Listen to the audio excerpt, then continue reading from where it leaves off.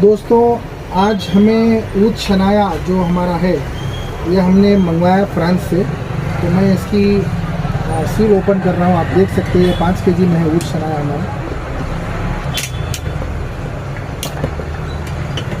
बहुत ही ज़बरदस्त original packing होती है, तो खोलने में ही पसीने छूट जाते हैं। देखिए सील के अंदर भी इस तरीके से इसको सील किया गया है, आप देख सकते हैं। माशाल्लाह अभी ये खुल ही रहा है, इसकी बेहतरीन खुशबू जो है आने लगी है। मैं इसको निकाल रहा हूँ।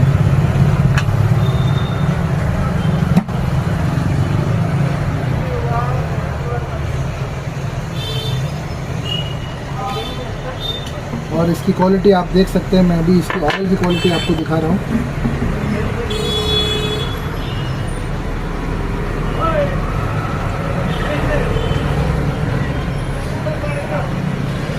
इसका ऑयल एकदम थिक और एकदम ओरिजिनल ऑयल है, बिना किसी मिलावट के। आप ये हमारे से हासिल कर सकते हैं। केजी में भी चाहिए, 100 ग्राम में चाहिए या फिर तोले में चाहिए, आप हमें ऑर्डर दीजिए।